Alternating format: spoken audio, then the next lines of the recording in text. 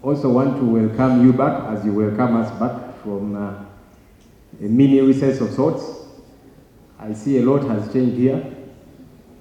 The lights are very bright. I am hoping these are the kind of lights that cannot be switched off. Because the last time we were here, all of a sudden it became dark and there was fire and brimstone here. So I'm glad the lights are brighter. Hopefully they will remain brighter and that they are the kind which cannot be switched off. Unfortunately, though, Honorable Speaker, normally I'm able to see my friend, the Prime Minister, and we have some chats across. Now there is a wall, I'm not able to see the Prime Minister very easily. Normally I'm close to the Speaker, now the Speaker has been taken to the other side. There's lots of changes which we are trying to get used to. But I'm glad you are back. I also want to welcome back our colleagues, the media, who are part of us as an institution. Rule 31 provides for the fact that the public ought to follow the goings on here because we deliberate here on behalf of the public. And the only way they can follow is when the media is present. Last time they were not. Honorable Speaker, I have two very quick issues for... They're slightly unrelated, but I'll make them quick. One of those, Right Honorable Speaker, is I'm seeking through your office that government would help us understand something that's seemingly convoluted of late. Ugandans travel within the East African community, and it should be free anyhow. But government has severally been picking people, especially from Kenya, who have traveled. The first lot went for a training. They were picked and brought back. Most recently, a senior opposition leader in this country, your former leader, Right Honorable Speaker, Dr.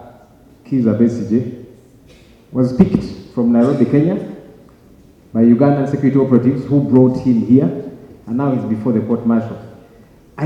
Many things confused me, even as a lawyer, that I thought government would probably elucidate on, so that we have a good understanding. Even those of us who are trying to understand the legalities, to know on behalf of the country how this gets to happen. That it can be okay for people to continuously be picked from a neighboring country. I heard one of the issues they were raising was he was found with a gun in Kenya, and I kept thinking, but jurisdiction-wise, that doesn't work. It should be Kenya to complain. So many questions, and yet the answers are too few. I thought government would help us understand. Has this become the modus operandi?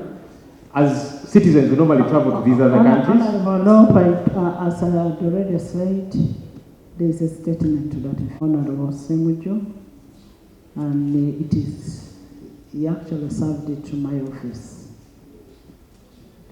Thank you. I'm glad we'll have a lot to share with us. But I thought I should throw that out, and my colleague will elucidate. The second issue, which will be the final issue, Right Honorable Speaker, on 6th of November we were here deliberating on a couple of things for the good of our people. Right Honorable Speaker, I made certain remarks, especially in reference to remarks you had made during the coffee bill discussion. And I said that in my considered view, the remarks which had been made by yourself were tribal, in my considered view. Honorable Speaker, you said that you will only apologize, and you challenged me, and I took up the challenge.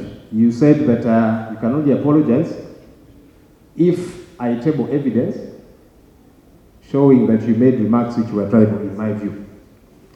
I thought, who am I to be challenged by the Speaker, and I don't follow through.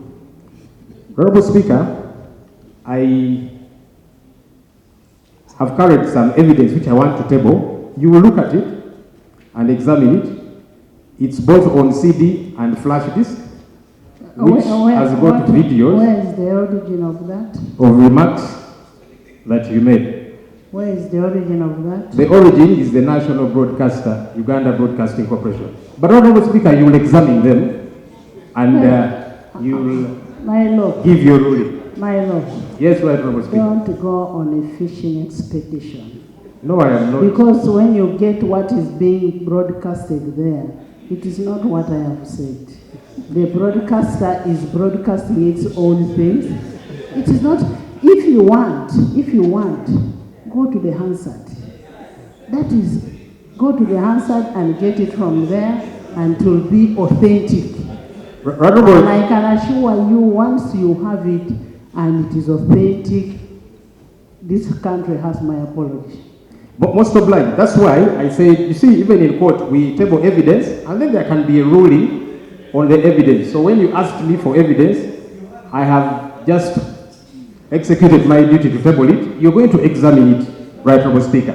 Finally, Right Honorable Speaker, Honorable Member, incidentally, that statement of yours that day was expunged from the Hansard because there was nobody to elaborate on it, and you had already left the house.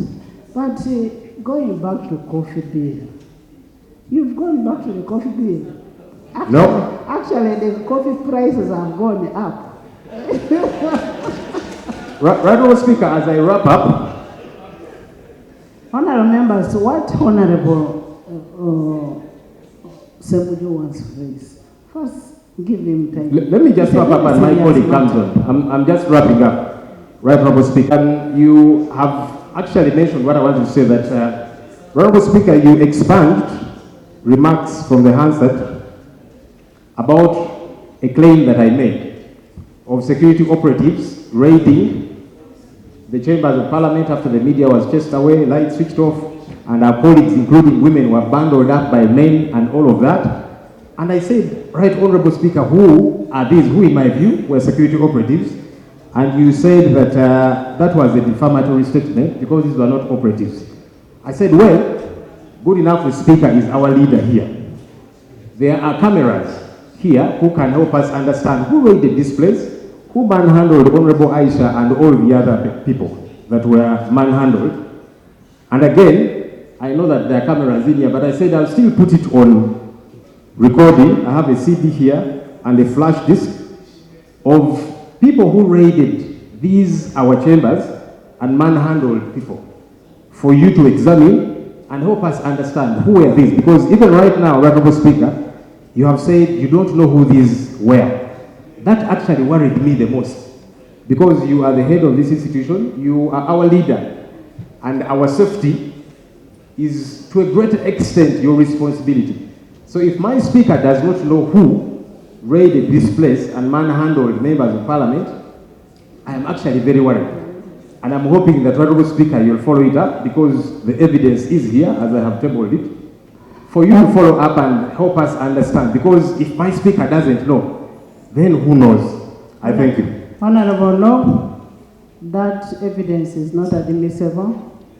What is admissible is an official report that is under Rule 228. What you could do, please write to the Clerk of Parliament and ask the Clerk of Parliament for all the process, all what happened in the precincts of Parliament on that day. So please do that. That it is my privilege as a member of Parliament to have an opportunity to attend sittings and deliberate on issues on behalf of my people. But the last parliamentary sitting, Right Honorable Speaker, I was carried out of house in a very brutal way. My dress was torn. I was actually stripped. Right Honorable Speaker, you've been just talking about gender violence. I would like to tell you that the way I was carried is dehumanizing, because at one point I was actually being carried by men out of this house. I was denied the opportunity to represent my people. At that point, I want to describe, at one point, men carried me one leg on the right, another leg on the left, just spreading my legs. My dress was completely torn. Right Honorable Speaker, when I was thrown out of that house, the door behind you, I was actually carried what they describe to be jerked by the jerk. It's easy to carry man by the jerk. Carrying by the jerk is holding someone by the pants. But carrying a woman by the pants, Right Honorable Speaker, you know what it feels like. Right Honorable Speaker, two things. Number one, I was denied the opportunity to stay in the House and represent my people. Two, my people were disenfranchised. I should have been here to speak for my people. 100,000 people from Butamba were disenfranchised. You may not have known, it's not only me who was taken out of this house without your directive, because even Honorable Charles from Busiro, who had not been suspended from this house, was also carried out, so his people were equally disenfranchised. Right Honorable Speaker, the point of privilege number one I'm raising is I'm wondering why I was denied the opportunity to represent my people in this house at the time when they needed my voice most. Number two, Right Honorable Speaker, my dress was torn and I want to lay on table for purposes of investigation. Right Honorable Speaker, you've been speaking about gender violence. We must walk the talk. We should not only talk about things that we are unable to do. This dress had been bought that day when I was coming to Parliament. I was coming from the constituency, and I didn't have time to go to my home to dress up. I quickly went to the shops to buy something. This tearing is at the breast part, If someone tears a dress at the breast part, by this time you can wonder where my breasts were. A Muslim woman who covers herself and only leaves out the face and the palm. This dress was also torn from the lower part at this point. All the thighs were spread out. Right Honorable Speaker, why I want to lay this on the table is for you to direct an investigation on who are the people that laid hands on me in a way that was so dehumanizing for a member of Parliament, not outside Parliament, but in this August House. With your permission, Right Honorable Speaker, I beg to lay my dress. First, a statement in the last sitting that I did suspend members, and when I suspended the members, I did not order for any arrest of any person. I suspended the members, they left, and what Honorable Aisha can do is to bring a substantive motion to that effect on what happened that day. You don't have to lay because you need a substantive motion on that. Chambers, and I'm happy you know that I left the chambers. I came back. I don't know what happened. Right Honorable Speaker, I don't know what the motion would speak to. I investigate on who else rules this Parliament other than the rules of yourself. That is exactly what the motion should say. That there should be an investigation to what happened. It is simple, Harriet. Bring a motion. Okay, Madam Yes. Speaker. And whatever happened, I don't know who did it, but I must say, sorry for whatever happened, but as a woman, I feel what you feel. Right Honorable Speaker, thank you so much. As I summarize our must be respected in case it happens. Because the mouth of a nation is through the foundation of every country. I really want to thank you also at the same time. I see our Parliament has changed. It looks like a House of Lords.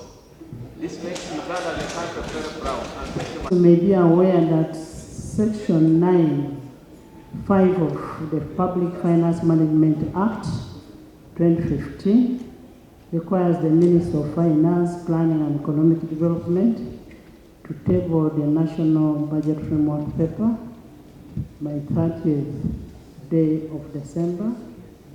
We also want to request you, if it is possible, that you present the BFP earlier to allow members to look at it extensively. As we draw closer to the end of the year, I want to implore really the minister to make sure that this process is handled as fast as possible, because it is a festival season. Honorable members, as the school comes to the end of the term, this is the third term, a long holiday, this calls in for parenting, effective parenting. Parents out there, you need to urge your children to be in communities that are desirable, not just leaving children outside there. Children should be in a safe and secure places. Honorable members, yesterday, 25th November, marked the commencement of 16 days of activism against gender-based violence. It's a period of reflection on the gains in the prevention and elimination of the gender-based violence. As we are aware, both women and men are potential victims of and perpetrators of the gender-based violence. As leaders, we should continue to further the fight against it. A peaceful society begins with a peaceful family. So as leaders, I want us to ensure that we have a peaceful society by ensuring that we advocate for non-violence. Honorable members, last Thursday, the nation witnessed an incident of a gun violence in the suburbs of Mutinda, that is Kampala, where 2 lives were lost. Aware that security is vital precondition for a meaningful social economic activity, I want to urge the security agencies to effectively tackle this criminality and bring those people to book. That should be handled. I want to urge government to interest itself in that issue. I want to thank you so much. I also got a report from a statement from Honorable Semujo Ibrahim that would want to bring on table. So I'll allow Honorable Semujo to bring his statement.